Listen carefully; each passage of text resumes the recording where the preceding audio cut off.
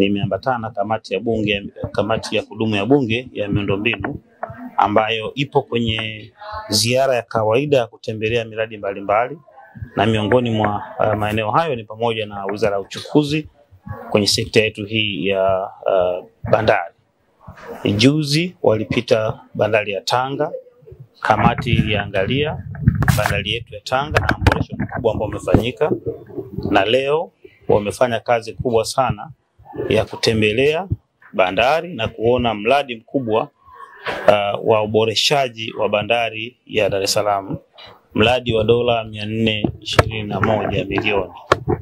Katika kama mnavyofahamu, serikali hii ya Tanzania imefanya maboresho makubwa pamoja na kutekeleza miradi mikubwa mbalimbali ya kibandari ndani ya bahari ya Hindi na katika maziwa makuu. Huu mradi ambao walikuwa wanatembelea leo ni moja ya miradi mikubwa ambayo imetekelezwa. Mradi wa pili unaotekelezwa ni mradi wa kujenga matenki ya kuhifadhia mafuta hapa Dar es Salaam wenye thamani ya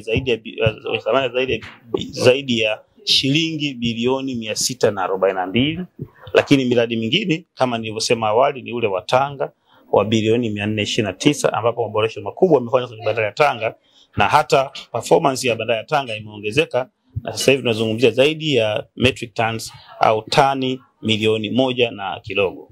Lakini pia tuna mradi wa bandari ya Mtwara ambao na wao umekuwa na tija kubwa zaidi ya bilioni 107 zilikuwa zimewekwa na serikali, imepelekea bandari ile ikaongeza uwezo wa kuhudumia shehena na kufika takribani tani milioni 1.6.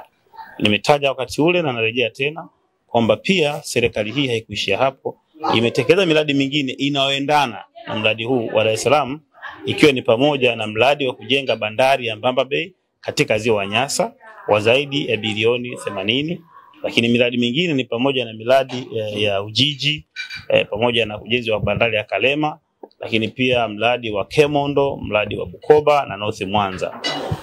Hivyo miradi mbalimbali imeendelea kutekelezwa na serikali ya awamu ya 6 ili kuboresha na kuongeza uwezo wa bandari yetu. Kamati ya bunge imefanya ziara kuja kuangalia maendeleo makubwa ambayo yamefanyika baada ya uwekezaji mkubwa uliowekezwa na serikali.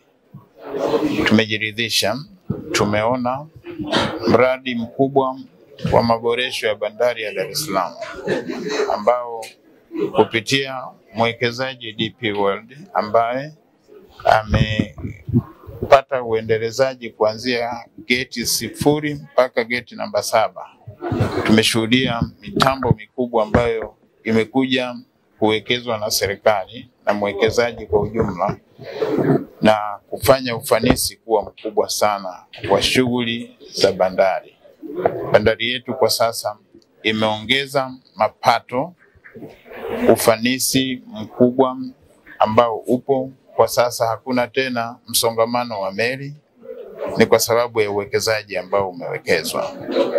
Tunashuhudia mapato ya TRA yanaongezeka kwa sababu yanapitia hapa kwenye lango, na idadi ya meli zinazokuja kupakua na kupakia zimeongezeka kwa mujibu wa taarifa tuliyoipata.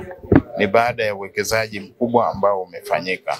Haikuwa kazi rahisi, ilikuwa kazi ngumu sana kwa sababu nyinyi wenyewe mnafahamu uhalisia ulivyokuwa huko nyuma. Imani ilikuwa ndogo kwa wananchi, lakini tunapenda kuthibitisha sisi kama wawakilishi wa wananchi na kupitia Bunge la Jamhuri ya Muungano kwenye kamati hii tumeona vitu vingi sana ambavyo vimefanyika na uboreshaji tumeshuhudia na ufanisi kwa ujumla tumeuona. Ni mbunge mkoa wa Tanga na mjumbe wa kamati ya miundombinu. Tumekuwa na ziara ya siku kadhaa katika kukagua sekta mbalimbali ambazo serikali wamepeleka fedha. Ukizingatia tunaelekea kwenye bunge la budget, lazima tuangalie fedha zile zimetumika kiasi gani.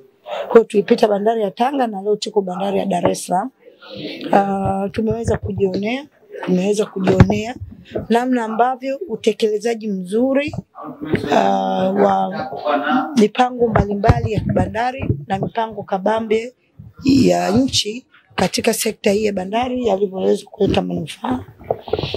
Huko nyuma tulikuwa tunajua mamlaka inatekeleza mradi mkubwa wa upanuzi wa bandari ya Dar es Salaam ambao ulikuwa ni wa trilioni 1 almost, kwa maana ya dola milioni 421.